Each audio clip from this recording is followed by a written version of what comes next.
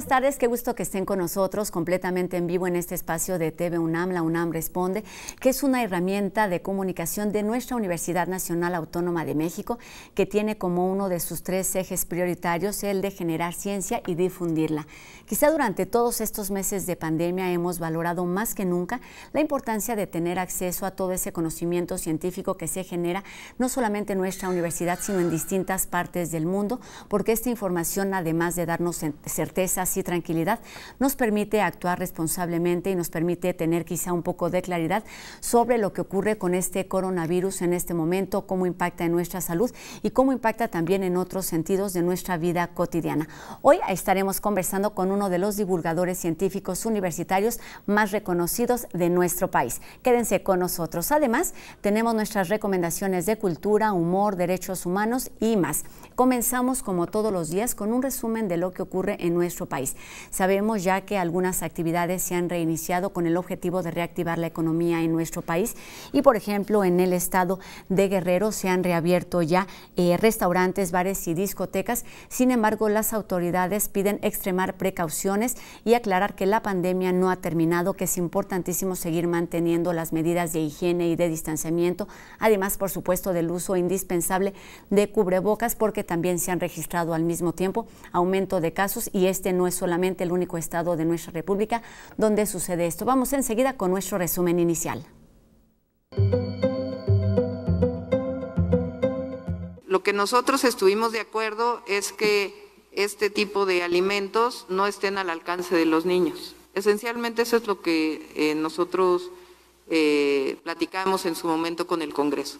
Lo demás, me parece que conociendo el etiquetado y todo, pues tienen derecho los congresistas, perdón, los diputados y diputadas, pero del Congreso, pero pues me parece que es una orientación clara, sencillamente con la que nosotros estamos de acuerdo, ¿no? Desafortunadamente lo que hemos visto en todos los países del mundo, todos, absolutamente todos, es que la epidemia sigue activa. Lo estamos viendo ahora en Europa Occidental, los países que iniciaron con la epidemia de manera más temprana, después de China, tienen ahora rebrotes de proporciones semejantes a el inicio de la epidemia. De lo que pueden estar también seguros es de que no van a aumentar los impuestos en términos reales y que cada año antes venían los aumentos de impuestos, modificaciones a la llamada miscelánea fiscal. Eso ya no está ocurriendo. Y a nivel internacional, la Organización Mundial de la Salud se manifestó a favor de todos estos desarrolladores de vacunas, como el laboratorio AstraZeneca y la Universidad de Oxford, porque suspendieron estas pruebas en beneficio del bienestar de las personas en quienes se están aplicando estas pruebas y, por lo tanto, en beneficio de toda la ciudadanía. Vamos enseguida con un resumen internacional. El mundo supera las 900,000 muertes por COVID-19. Estados Unidos sigue siendo el país más afectado, reportando más de 190,000 fallecimientos. India registra récord mundial con 95,735 casos de COVID-19 en las últimas 24 horas. Austria informa 664 nuevos casos, su registro diario más alto desde marzo. Francia reporta su segundo mayor número de infecciones diarias, con 8,577 nuevos casos en las últimas 24 horas. Yakarta, la capital de Indonesia, volverá a imponer un bloqueo como parte de los esfuerzos para evitar desbordamientos en los hospitales y controlar la emergencia sanitaria. Gaza informa 195 nuevos casos y la muerte de un niño de 6 meses por COVID-19. México llega a las 69,095 muertes por COVID-19 y suma 647,507 casos. El país fue retirado de la lista de Suiza de países con alto riesgo.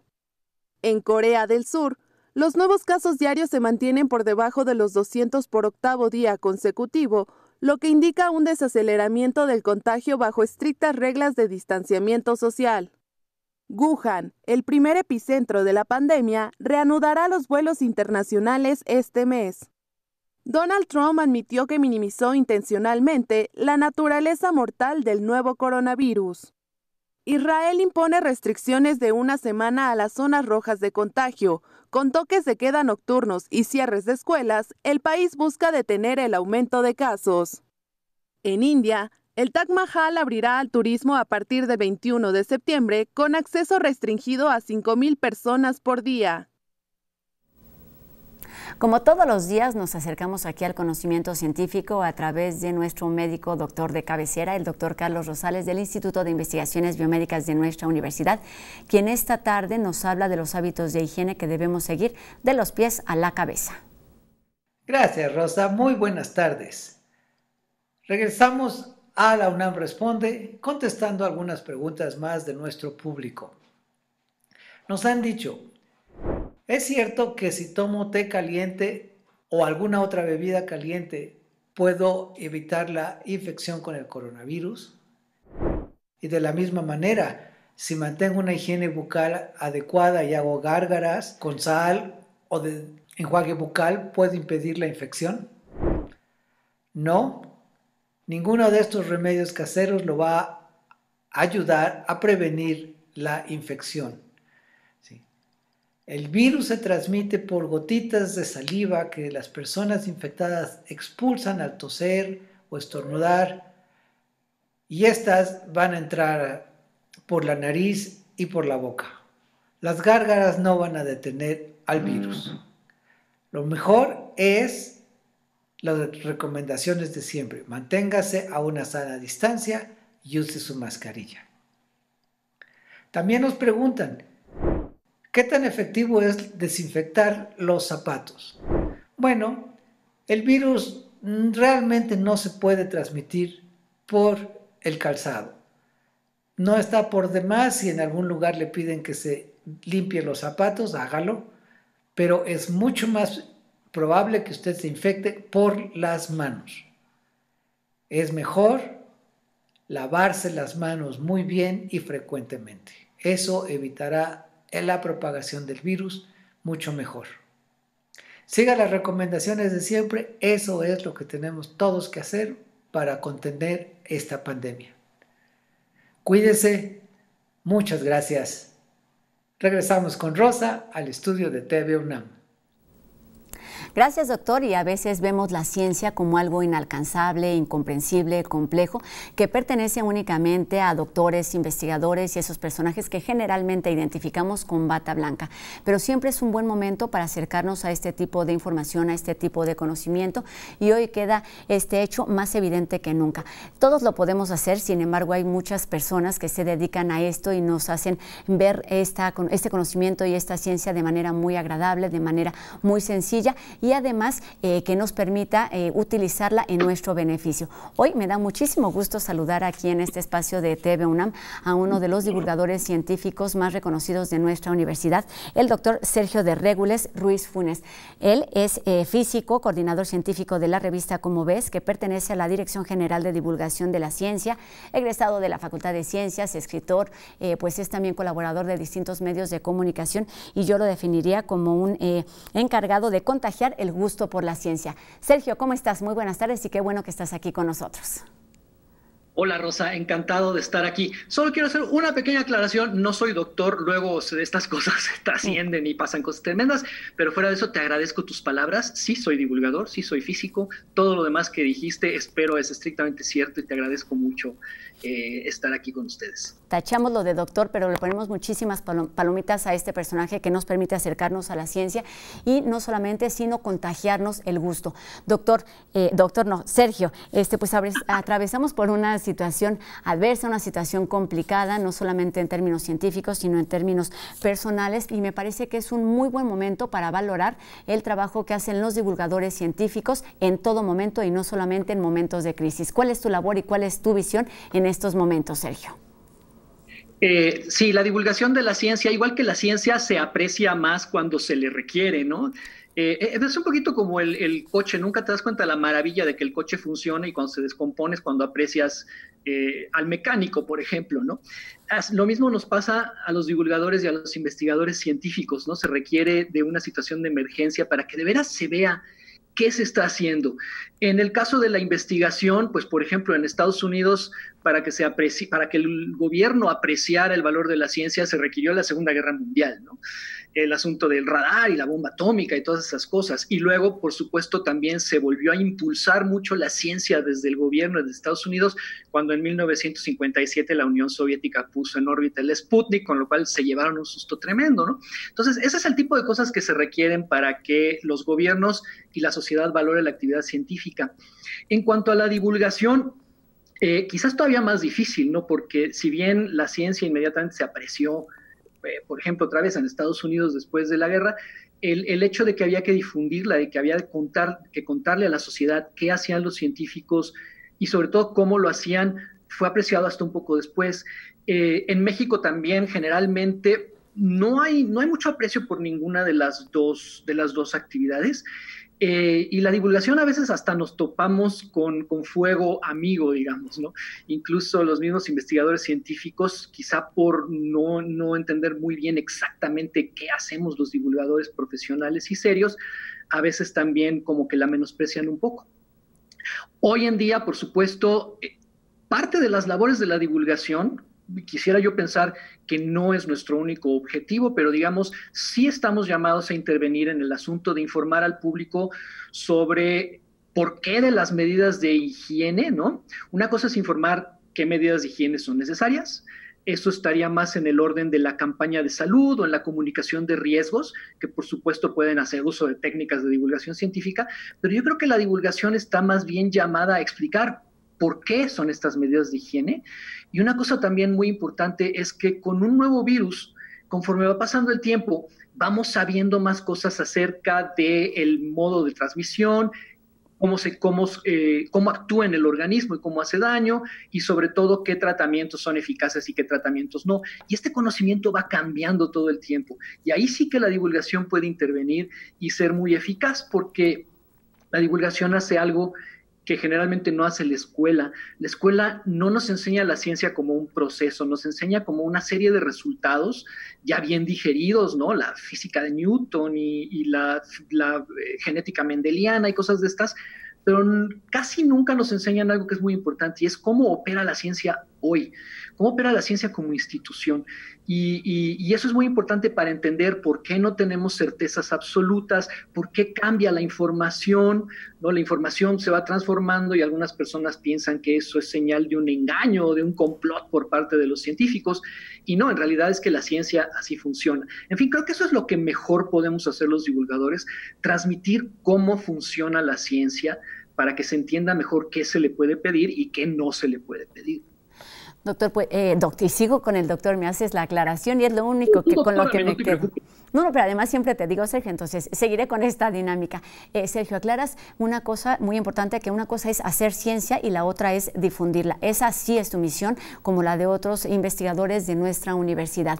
Y también quería preguntarte, para aclarar ese otro punto que ya medio tocaste en estos temas, que es el de informar, divulgar, difundir. Tocaste los temas de informar y de divulgar, pero falta el de difundir. ¿Cuál es la diferencia entre estos tres conceptos y estas tres tareas que se vuelven parte también esenciales de nuestra universidad?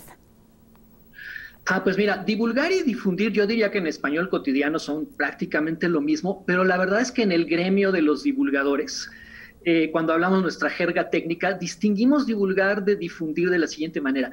Hablamos de difundir la ciencia cuando transmites información científica a otros científicos, por ejemplo, a científicos de otras disciplinas, o incluso cuando, no sé, vas a pedir un apoyo a CONACYT y tienes que explicar tu proyecto de investigación. Ahí quizá también tengas que hacer una labor de difusión, es de transmitir cómo haces tu investigación científica y los resultados de tu investigación científica en un lenguaje que no es el técnico del gremio, pero para otros científicos o científicos de otras disciplinas. Eso en el gremio de los divulgadores decimos que es difundir la ciencia, y reservamos divulgar para compartir la ciencia con el resto de la sociedad, los que no son científicos. Otro detallito es que cada vez nos gusta menos la palabra divulgar, a unos por unas razones y a otros por otros. Entonces, desde hace ya 10 o 15 años preferimos mucho más la comunicación de la ciencia y decir que somos comunicadores de la ciencia, y eso engloba un montón de motivos para divulgar, técnicas para hacerlo, medios en los que lo haces, agendas que persigues al hacerlo. Entonces ahora lo metemos todo en comunicación de la ciencia y es un campo amplísimo. Entonces, otra vez, ¿no? Resumiendo, difundir lo usamos nosotros como platicar la ciencia entre pares científicos, y divulgar o comunicar las ciencias para el resto de la sociedad. Oye, pero con todas estas tareas, a fin de cuentas, lo que estamos teniendo en común es la información que se maneja desde el punto de vista de los medios de comunicación, desde el punto de vista de revistas científicas y de divulgación. Ahora, como nos dices, estos especialistas en comunicación de la ciencia. Pero también hay una constante que me parece aqueja a todas estas áreas, a todas estas tareas, que son las fake news que están presentes, principalmente en una pandemia como esta, donde pues hay una sobreinformación, la llamada infodemia, que ya está así aprobada. ¿Qué hacer ante todo esto y cuál es el objetivo, cuál es la misión de los principales retos que tienen los comunicadores de la ciencia, Sergio? Sí, me parece que en épocas en que cunde la incertidumbre y en que la gente se siente más impotente ante las circunstancias, también cunden las creencias extrañas, irracionales, que no necesariamente son solamente irracionales. No es normal, todos somos susceptibles a caer en creer estas cosas, y parece que está bien investigado en psicología, ¿no? Se sabe muy bien que nuestro cerebro tiene muchas maneras de engañarnos, tenemos un montón de maneras de engañarnos a nosotros mismos, muchas de ellas basadas básicamente en que preferimos creer o le favorecemos lo que de todas maneras nos cuadra.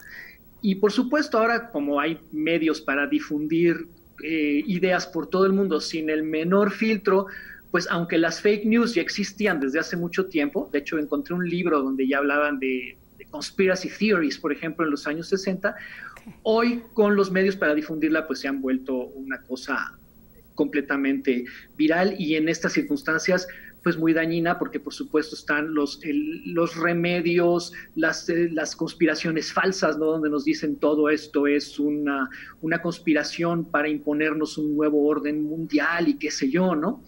Entonces, hay un montón de gente que se dedica a verificar todas las afirmaciones que se hacen en los medios y también en las redes sociales, y quisiera, antes de que se me olvide, recomendar una de esas páginas. Hay otras, pero una muy buena es verificado.com.mx del periodista Luis Roberto Castrillón, que lleva ya varios años dedicándose con mucho ahínco a desmentir falsas conspiraciones y cosas de estas.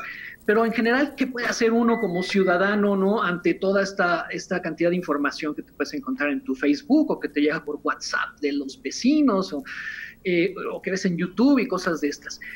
Hay un montón de lugares donde te recomiendan cosas. Lo malo es que todas esas recomendaciones apelan a un mínimo de sentido común y también a un mínimo de educación, me temo.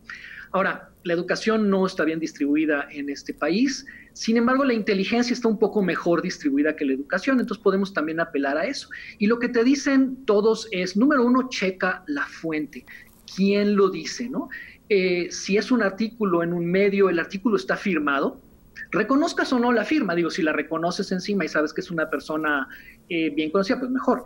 Lo publica una organización de noticias reconocida, y la otra es, ¿aporta pruebas o solo afirmaciones sin sustento? Eso es una cosa que hay que ver.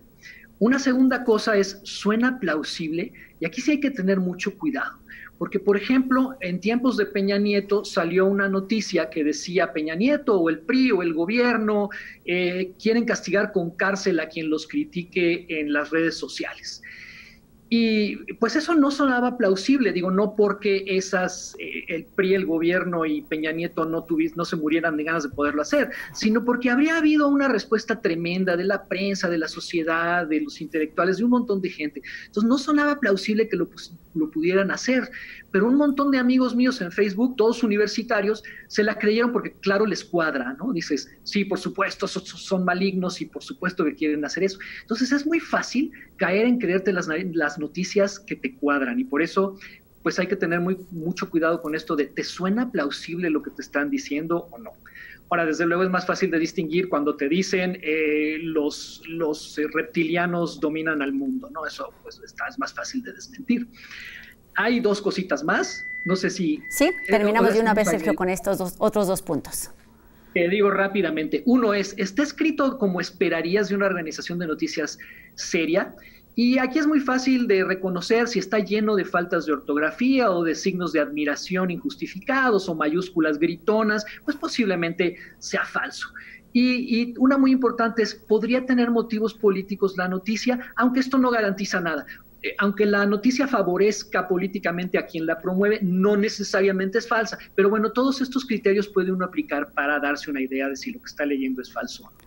Requiere quizá un poco de tiempo, pero es parte de nuestra responsabilidad como ciudadanos, porque el acercarnos a esta información y acercar esta información a nuestro círculo cercano implica que pueden modificar la forma en la que actuamos nosotros y los demás.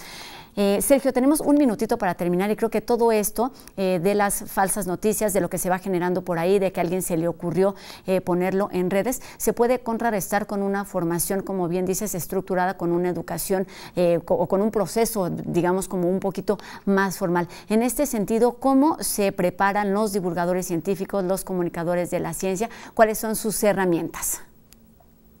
En un minutito. Bueno, dos.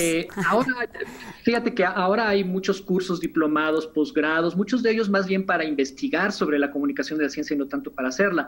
Yo te podría decir que en mi experiencia es muy útil para un divulgador saber lo más que se pueda de algún área de la ciencia, por lo menos suficiente para hablar significativamente de ella.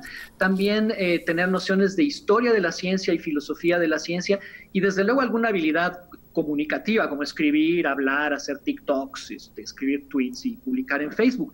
Pero sobre todo una amplia cultura general para poder relacionar lo que dices acerca de ciencia con el resto de la cultura, que es la manera con la que enganchas con la mayor parte del público. Te podría hablar horas de esto, pero dijiste que un minutito, entonces lo voy a dejar ahí de momento. Le vamos a poner una pausa porque vamos a regresar a hablar precisamente de cuál es el compromiso de los divulgadores, de los científicos en este tema, y precisamente en una situación tan complicada como la que estamos viviendo y que comenzamos pues ya hace 6 meses, que resulta muy fácil perdernos en la información. Entonces seguiremos platicando de esto. Sergio, te pido que nos permitas unos minutos, regresaremos aquí a La UNAM Responde para hablar de esto, y también después de la pausa tenemos nuestras recomendaciones de cultura y otros reportajes que seguramente serán de su interés. No se vayan, esto es La UNAM Responde.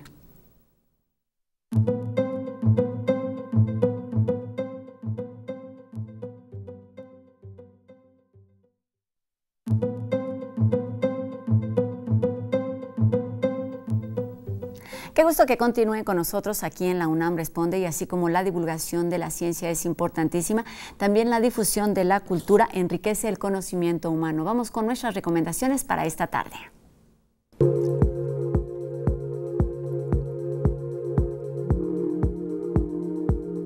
A partir de mañana, el Centro Cultural Universitario Tlatelolco presenta los Viernes de Bebeteca, con la actividad Libros que Abrazan, un espacio en el que madres, padres y sus bebés podrán interactuar de manera lúdica entre sí, explorando libros y canciones especialmente dedicados a los más pequeños de la casa.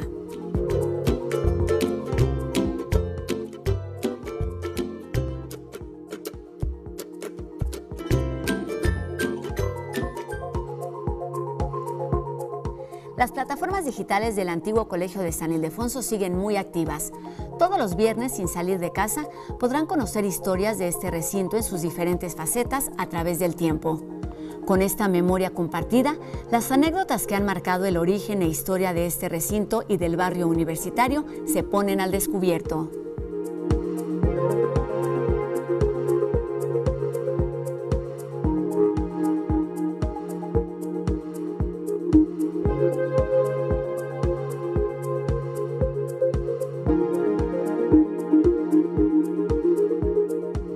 Este viernes puede ser testigo del estreno del documental Chile Despertó, producido por Presenza International Press Agency, que contiene imágenes y testimonios de las fuertes movilizaciones de Chile durante 2019, en retrospectiva con la historia que enmarcó a este país, la dictadura de Augusto Pinochet.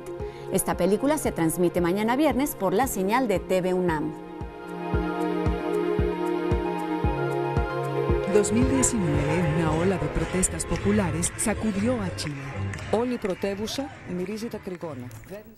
Pues ahí están nuestras recomendaciones para los curiosos de todas las edades.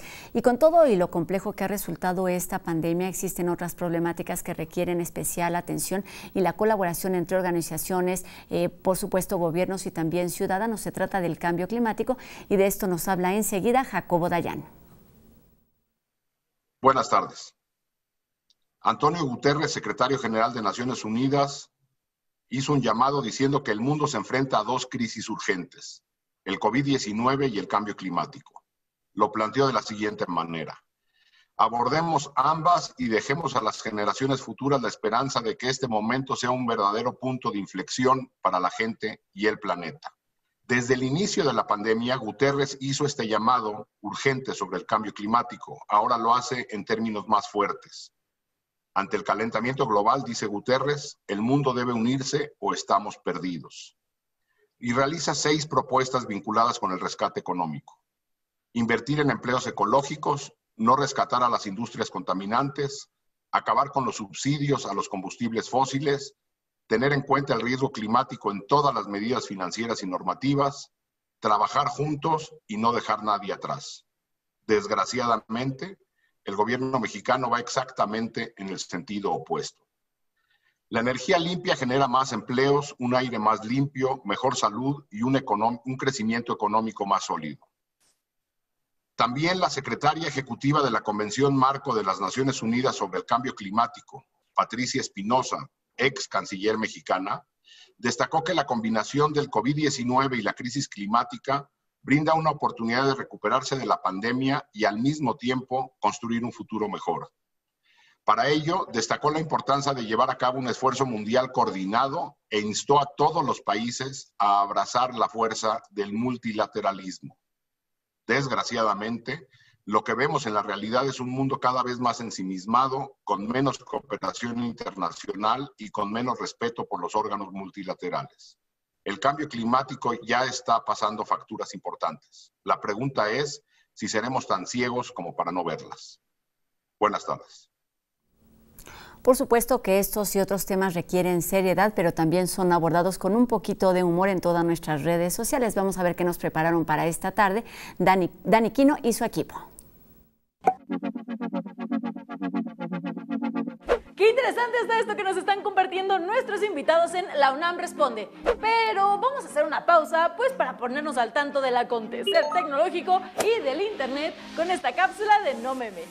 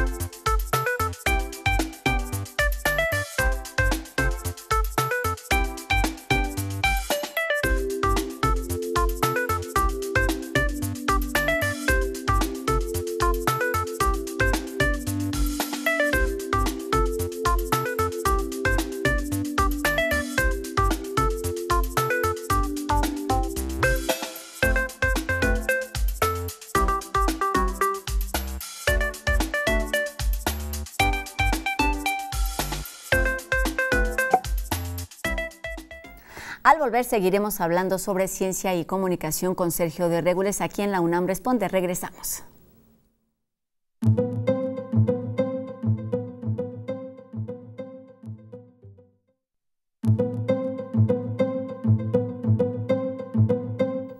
Y comenzamos este último bloque de La UNAM Responde hablando de métodos anticonceptivos, una nota que nos prepararon los reporteros de En Trending. Existen diversos métodos anticonceptivos sobre los cuales debes informarte para poder disfrutar de una vida sexual segura, satisfactoria y con responsabilidad. Los anticonceptivos son mecanismos que permiten tener control de la natalidad, evitando embarazos no deseados y ayudando a las personas a planificar su familia. ¿Cuáles son los métodos anticonceptivos existentes? La mayoría de ellos están diseñados para su uso en mujeres. Hay hormonales, como píldoras, inyecciones o parches, que tienen el objetivo de impedir que el ovario libere óvulos. Se consideran seguros, con una eficacia entre el 98 y 99% y son reversibles al suspender su uso. También existe el dispositivo intrauterino, un pequeño artefacto en forma de T que se coloca en el cuello del útero para impedir el encuentro entre el óvulo y los espermatozoides. Dura aproximadamente de 5 a 12 años y lo hay de dos tipos, hormonales y de cobre. Otra opción es la ligadura de las trompas de falopio, un bloqueo de las trompas que evita que el óvulo y los espermas se junten. Puede ser permanente o reversible, por lo que es fundamental que sea una decisión de conocimiento con causa. Alguno de estos métodos puede generar efectos secundarios en las mujeres, como irregularidad en los periodos menstruales, dolor de cabeza, náuseas, trastornos gastrointestinales, retención de líquidos, cambios de humor, sensibilidad en los senos, libido disminuida e incluso daños en la vista. Para los hombres la variedad no es tan amplia. Uno de ellos es el condón masculino, el anticonceptivo más utilizado en México, que consiste en una barrera de látex que impide el paso de los espermatozoides hacia el interior de la vagina. Es el único que previene el contagio de enfermedades de transmisión sexual. Otra opción es la vasectomía, un bloqueo de los tubos que transportan los espermas desde los testículos para que estos no se encuentren en el semen eyaculado. El procedimiento no tiene ninguna repercusión en el funcionamiento sexual del hombre. Afortunadamente, este año salió al mercado la primera inyección anticonceptiva para hombres llamada Vasagel, un método no hormonal que permite el flujo seminal pero no de espermas. Tiene una eficacia del 97%, puede durar hasta 13 años y revertirse en cualquier momento que se desee. No afecta la eyaculación ni la sensación de orgasmo y no tiene efectos secundarios graves, a diferencia de los anticonceptivos femeninos. Para conocer el mejor método anticonceptivo, es fundamental acudir con los especialistas y así encontrar el que te sea más funcional, se adapte a tu estilo de vida y a tus necesidades de salud. Es responsabilidad de hombres y mujeres conocerlos y utilizarlos con el fin de tener una sexualidad placentera, libre y segura. Y como todos los jueves, es momento de escuchar la reflexión sobre lo que sucederá cuando se abran las puertas, una iniciativa de la Coordinación de Humanidades de nuestra universidad, que esta tarde nos presenta la voz de la doctora Alicia Girón, quien, entre otras actividades, es académica de la Facultad de Ciencias Políticas y Sociales de nuestra universidad. Cuando se abran las puertas. La reflexión de Humanidades UNAM sobre el futuro. Soy Alicia Girón, soy coordinadora del Programa Universitario de Estudios sobre Asia y África, Cuando se abran las puertas. Es algo que no nos esperábamos, definitivamente. Claro que por el otro lado, digo, pues sí, es una gran tragedia el haber vivido este virus, pero es una tragedia porque a final de cuentas nos enseña cómo, sobre todo en el mundo occidental, y hablo de los países democráticos como México, pues el COVID, más allá de una radiografía, es el escáner, donde se ve toditito, es un escáner de la sociedad, de las pésimas políticas públicas que se han aplicado durante los últimos años. Cuando dicen, lávate las manos, yo me preguntaba si en las zonas rurales uno se puede lavar las manos como nos enseñaron, que casi teníamos que cantar una canción.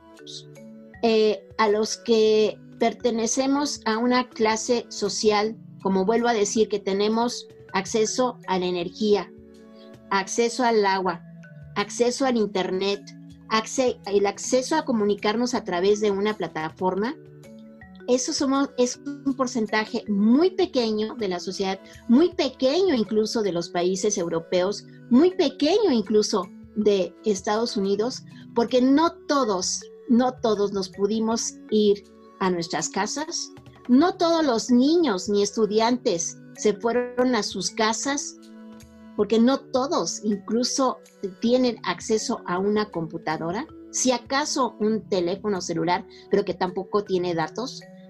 Entonces, esto realmente, COVID, es es un escáner de la realidad económica, política y social. ¿Qué va a pasar cuando se abran las puertas? Yo quisiera preguntar si nuestro país, si los países, incluso si la agenda de Naciones Unidas la vamos a cumplir. O sea, estamos hablando de una crisis muy grave.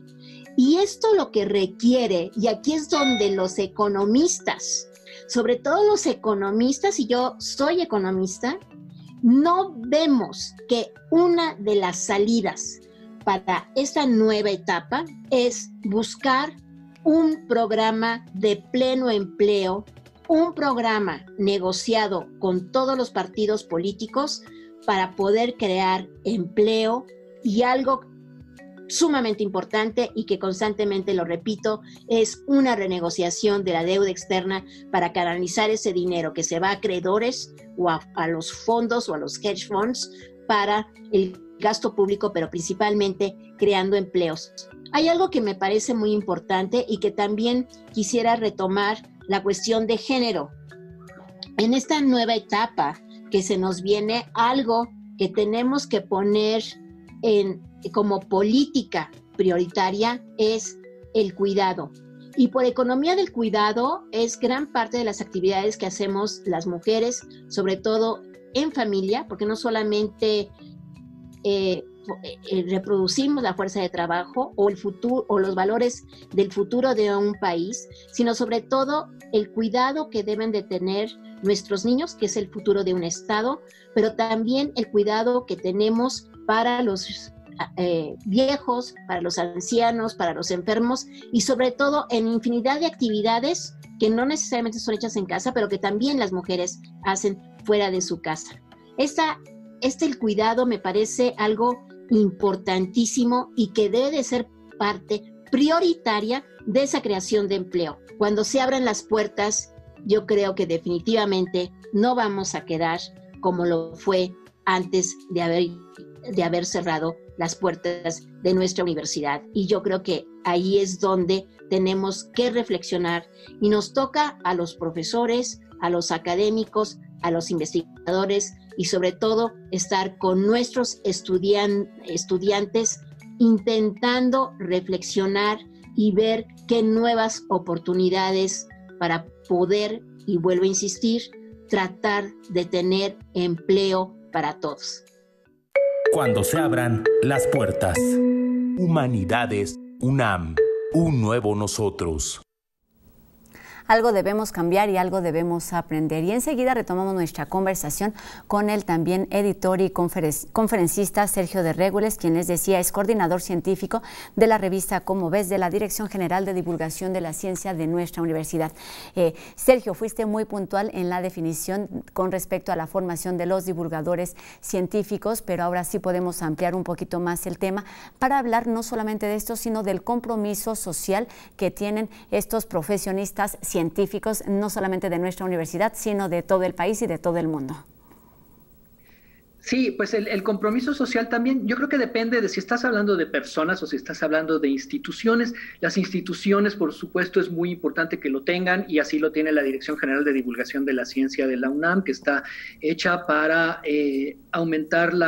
para propagar la cultura científica en el país y cosas así. Ahora, uno como divulgador individual, a lo mejor su misión en la vida puede ser, no está pensando directamente en el impacto que va a tener. Por ejemplo, yo siempre digo que mi motivación personal es compartir la ciencia, es decir, darle luz a una parte de la cultura que generalmente no la tiene, ¿no? Es como si tuvieras un circo muy bonito y todas las pistas están muy bien iluminadas, pero por ahí hay una que no tiene suficiente luz y es una pista donde están ocurriendo cosas increíbles. Y uno lo quiere compartir básicamente para que se entienda mejor como un todo la cultura y todo lo que hacemos los seres humanos. No necesariamente está pensando de manera directa en el impacto social que va a tener. Ahora, dicho esto, Al final sí lo tiene, porque a mí me ha pasado que a pesar de que yo digo, no, si yo lo que quiero es compartir esto, y no me atrevo a decir que el trabajo que yo hago va a tener un gran impacto sobre la sociedad, y luego no falta que llegan personas y te dicen, oye, leí tu libro de chiquito y ahora soy doctor en biología, me acaba de pasar hace 2 o 3 días, ¿no? Me mató lo de chiquito, porque entonces quiere decir que yo ya no era chiquito, pero básicamente es eso. Han pasado algunos meses desde entonces y desde aquellas publicaciones. Unos poquitos. Entonces, los divulgadores podemos tener muchas motivaciones. Una puede ser informar al público de qué se está haciendo con el dinero que aportan los contribuyentes para la investigación científica. Otro puede ser para ayudarlos a tomar mejores decisiones en lo que toque a las decisiones que se hacen con ciencia. Y otro puede ser inspirar vocaciones científicas, porque hacen falta científicos en el país, aunque al mismo tiempo luego no hay dónde darles plazas y trabajo. Entonces uno tiene ahí como emociones encontradas, ¿no? Promuevo nuevas vocaciones, sabiendo que luego no va a haber dónde trabajar. En fin, hay un montón de motivaciones. Pero sí, en general, creo que la divulgación de la ciencia tiene un impacto positivo en la sociedad.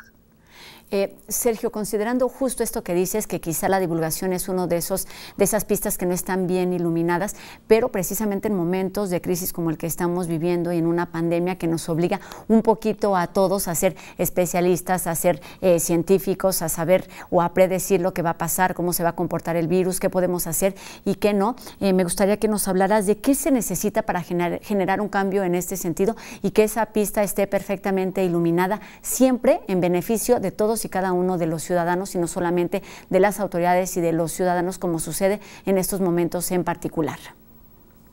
Pues muy buena pregunta, y fíjate que los divulgadores tendemos a decir, no, pues más divulgación de la ciencia y que nos den más dinero y que nos den más gente, pero el otro día en un curso que me tocó dar ahora en mayo, estábamos hablando con un queridísimo colega argentino que se llama Diego Golombek, que es un divulgador muy conocido, y le hicieron esta misma pregunta y él dijo, no, para que se aprecie más la ciencia, esto solo va a venir de la educación básica y de la educación media. Y creo que estoy de acuerdo con él. Lo que hace falta es que en la escuela nos enseñen no solo la ciencia como resultados, sino más bien el pensamiento crítico, ¿no? Eso es lo que realmente se tiene que enseñar en la escuela. Y aparte del pensamiento crítico, también cómo funciona, ya lo mencioné al principio, la ciencia como institución. Es muy interesante saber cómo se validan los resultados científicos y es interesantísimo también para el público saber cómo funcionan las publicaciones, ¿no? ¿Por qué hay que publicar? ¿Cuáles son los problemas que tiene un científico para publicar? ¿Y por qué existen estos problemas? Como, por ejemplo, la revisión por pares de todo lo que haces, ¿no? Todos los filtros de calidad por los que tiene que pasar la investigación científica. Eso no nos lo enseñan y eso sería buenísimo que nos lo enseñaran, pero desde la escuela. Con la divulgación hacemos un poco de labor paliativa con esto. Y, por ejemplo, en la revista Cómo Ves, nos encanta hablar de todas esas cosas, no solo de resultados científicos, sino sobre todo de cómo opera la ciencia y qué tipo de gente son los científicos y con qué restricciones y con qué motivaciones viven.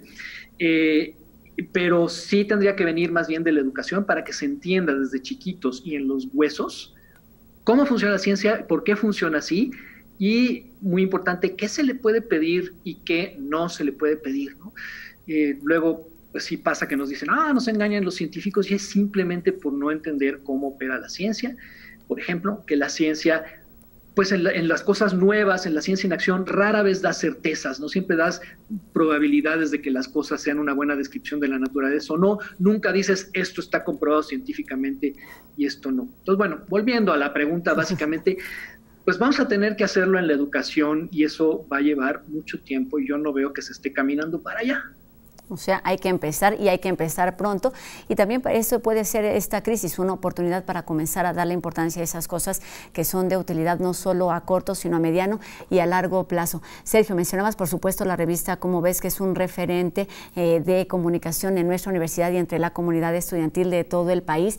Nuestra universidad tiene otros medios que han sido referentes e incluso son considerados pioneros en la difusión y en la divulgación de la ciencia. En estos momentos, ¿cuáles son los retos desde nuestra universidad, pensando, como nos decías, en las instituciones y en las personas que se dedican a esta tarea, en particular, como te decía, con lo que ocurre con el virus del SARS-CoV-2? Sí, bueno, el problema siempre ha sido que un poco lo mismo que pasa con los investigadores. Somos pocos y no hay demasiados recursos. Lo mismito que pasa con la ciencia, ¿no? No es que la ciencia en nuestro país sea de menor calidad, los científicos que hay son de primer nivel, pero son relativamente pocos. Con los divulgadores pasa un poco lo mismo, somos pocos, el control de calidad tiene un montón de huecos, y en particular ahora con el asunto se nos ha estado prestando mucha atención, cosa que celebro, me da mucho gusto, nos han estado llamando para que informemos, y el reto, por supuesto, es poderlo hacer de una manera eficaz. Ahora, también ya lo mencioné, pero lo que tenemos que informar son dos cosas principalmente. Uno, ¿qué tiene que hacer la gente para cuidarse? ¿Cuáles son las recomendaciones higiénicas? Y para eso no bastan investigadores científicos, se necesita educadores, se necesita médicos y se necesita, por supuesto, comunicadores también. Y la otra es, tenemos que ir informando cómo va avanzando el conocimiento del virus. Yo cada vez que miro, ¿no? Cada 2 o 3 semanas que miro hay cosas nuevas. Y se avanzó ya más o menos en las vacunas, ¿no? Ahora resulta que AstraZeneca ya suspendió la suya. Y todo eso hay que irlo informando. Ahora sabemos, por ejemplo, que no es tan importante el asunto de las superficies para contagiarse como sí pensamos que lo era al principio, ¿no? Estamos todos aterrados de tocar cosas. Luego resulta que las superficies no son tan graves, que lo principal son las famosas gotitas que salen cuando hablamos, respiramos y estornudamos. Entonces, y también todas las investigaciones que han ido revelando que lo peor es estar muchas personas hacinadas en un lugar cerrado y sin ventilación. En fin, entonces todas esas cosas tenemos que irlas comunicando. Y lo hemos estado haciendo. Yo he visto también a mis colegas sumamente activos en este asunto. Desde luego, en Cómo Ves, desde abril no hemos parado de hablar del coronavirus. Al rato ya está uno harto, pero se da cuenta de que desde luego es muy necesario y lo vamos a seguir haciendo. Siempre hay algo que actualizar, y ya que tocaste este tema, precisamente te iba a preguntar cuáles han sido los avances, las transformaciones que han tenido desde esta revista con respecto a la información que han estado brindando y ofreciendo sobre la pandemia. Pues fíjate que es muy interesante, porque normalmente una de nuestras reglas principales es que cada número de la revista tiene que venir variadito, ¿no? O sea, tenemos suscriptores y tenemos gente que paga y va a comprar la revista, entonces no queremos que un día una persona que la compró, que se suscribió, se encuentre con que hay una revista enteramente dedicada a las actividades de, yo qué sé, el Instituto de Ciencias del Mar y Limnología, y a lo mejor no le interesa, ¿no? Entonces siempre queremos ser variaditos, ese es un principio fundamental. Y el otro principio fundamental es que somos variaditos en una misma revista y somos variaditos a lo largo del tiempo, o sea que no repetimos temas muy seguido, y sin embargo, pues ahora estamos haciendo todo lo contrario. Desde marzo o abril, tenemos números en los que se habla principalmente de esto. También hablamos un poquito de otras cosas, pero hemos hablado principalmente de cómo van avanzando las cosas, justamente porque pues, las cosas van cambiando y no podemos suponer que de un mes a otro la verdad es exactamente la misma. Digamos, la verdad, lo que sabemos del virus es exactamente lo mismo. Entonces sí se nos hace importantísimo irlo actualizando y también repetir hasta el cansancio todas las medidas higiénicas y por qué hay que tomarlas. Entonces, en Cómo Ves, desde entonces estamos así. Nos están llegando artículos de otras cosas, nos morimos de ganas de publicarlos, pero les decimos, de momento, coronavirus mata todo. Por cierto, quisiera añadir que desde abril está la revista enteramente gratis en versión digital, hasta nuevo aviso, y la pueden ver en la página que es comoves.unam.mx. Por ahí hay un vínculo que los llevará a los números desde marzo que están gratis, también para que puedan informarse acerca de todo esto. Y de hecho, pues vamos a seguir con el coronavirus. En octubre incluso sale un artículo mío acerca de falacias y falsas conspiraciones, inspirado por todas estas cosas, y también artículos donde se relatan más avances. Pero gracias por preguntarlo, Rosa, porque sí me parece muy importante que lo sepa la comunidad universitaria. Exactamente, bueno, y te lo digo quizá un poco también por experiencia propia. Nosotros tenemos alrededor de 6 meses en este espacio y en algunos momentos podrías pensar que es repetitivo, y la verdad es que día con día se van actualizando datos que se deben dar a conocer a la población. Y por otro lado, como bien dices, hay información que no nos podemos cansar de repetir porque es en beneficio de nosotros y de la ciudadanía en general y no solo de la comunidad universitaria. Sergio, hay un concepto que ya mencionaste por ahí, que es el de cultura general que debes tener como divulgador científico y me parece como personas en general, pero hay otro concepto que, como bien dices, nos puede faltar, que es el de cultura científica. ¿Por qué la importancia de tener estos dos conceptos como parte de la formación de todos los universitarios y, pues, si fuera posible, de todos los mexicanos, de todos los seres humanos? Porque la ciencia es una parte fundamental de la cultura, al mismo nivel que todas las artes. Y además tiene gran utilidad, te puede ayudar a tomar un montón. Hay un montón de decisiones en la vida que dependen del conocimiento científico. Hay muchas que desde luego no, yo no creo que todo se deba tomar basándose en la ciencia, pero hay muchas que sí te pueden ayudar. Y hoy lo vemos más que nunca, por supuesto, pero yo te podría aquí enumerar un montón de casos en el que tomas mejores decisiones si no solo sabes, por ejemplo, que no es lo mismo un virus que una bacteria, sino en qué consiste la diferencia y también cómo sabemos esa diferencia. Y eso solo lo vas con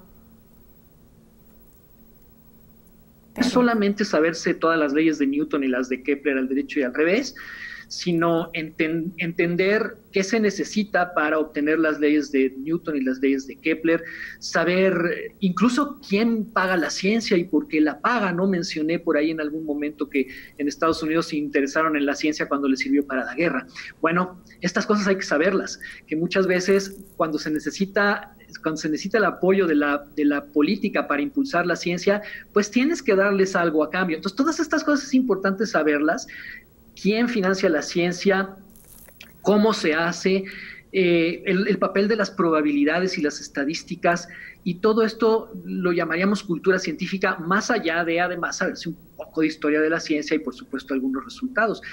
Y yo creo que además te ayuda a disfrutar más la vida. Fíjate, los adeptos de la ciencia, cientificoides, divulgadores científicos, hay un montón de cosas que disfrutas simplemente más porque sabes cómo funcionan. La más sencilla, un cielo estrellado, pero hay muchas otras, ¿no? Entonces, para tomar ciertas decisiones mejor y para disfrutar más del mundo natural, nada como tener una amplia cultura científica. Sergio, mencionas cómo es que algunos otros países llegaron a interesarse ampliamente por esta tarea y me gustaría preguntarte en qué papel estamos o en qué situación estamos en nuestro país. Como bien ya nos decías, hay excelentes divulgadores y hay instituciones que se dedican específicamente a esto. Digamos, en términos generales, ¿cuál es la situación y cuáles son los grandes retos en este tema?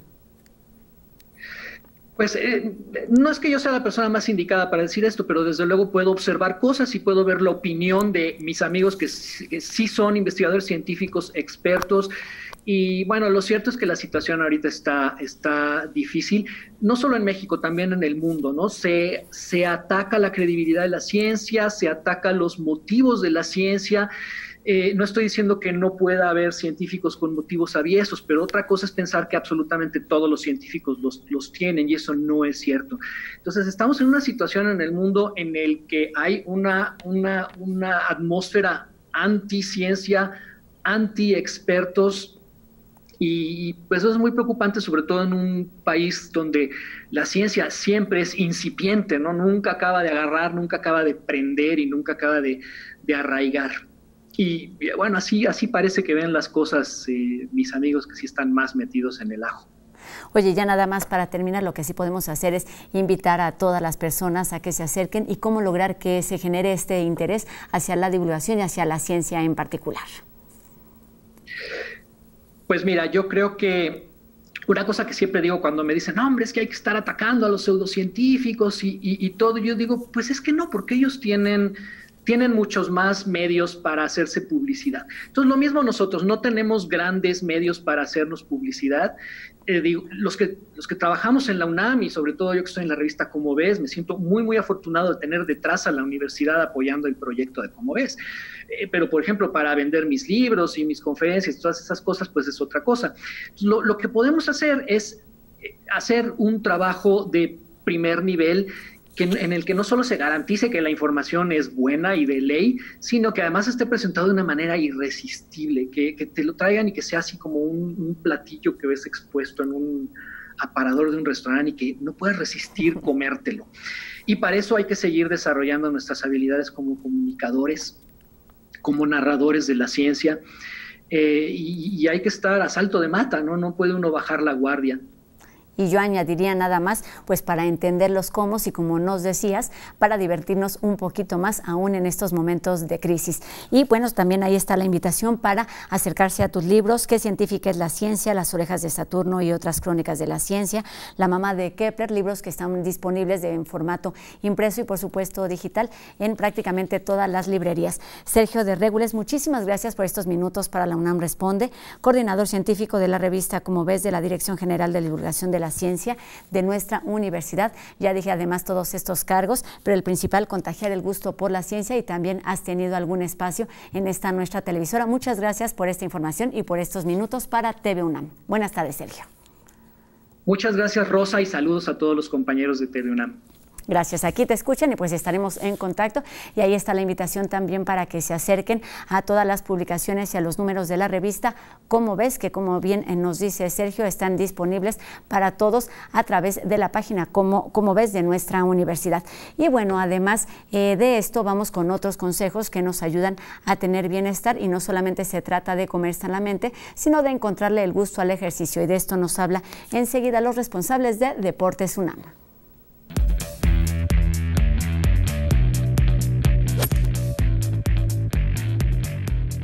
Hola Pumas, para poder ayudar al Dr. Gatell a aplastar la curva y para trabajar estas, te voy a enseñar unos ejercicios de gimnasia estática. Quédate en casa.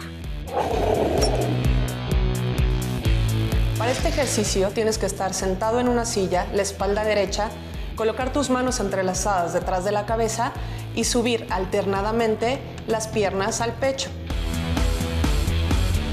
Una vez que domines este ejercicio, puedes ponerle mayor dificultad tomándote de la silla, subiendo las dos rodillas simultáneamente al pecho e inclinando un poco el tronco hacia atrás. De estas dos variantes tendrás que hacer 10 repeticiones y 3 series de cada una. Si quieren conocer más acerca del programa de gimnasia estática, consulten www.deporte.unam.mx. Pero si quieren también conocer otras opciones para poderte mantener en forma esta cuarentena, síguenos en nuestras redes sociales, Facebook, Instagram, Twitter, y recuerda que en esta cuarentena tenemos que quedarnos en casa. Se nos ha terminado el tiempo. Recuerden que tenemos una cita mañana completamente en vivo por TV UNAM. Lo seguimos leyendo a través de nuestras redes sociales y nuestros números de WhatsApp. Nos vemos mañana a las 2:30 por TV UNAM. Adiós.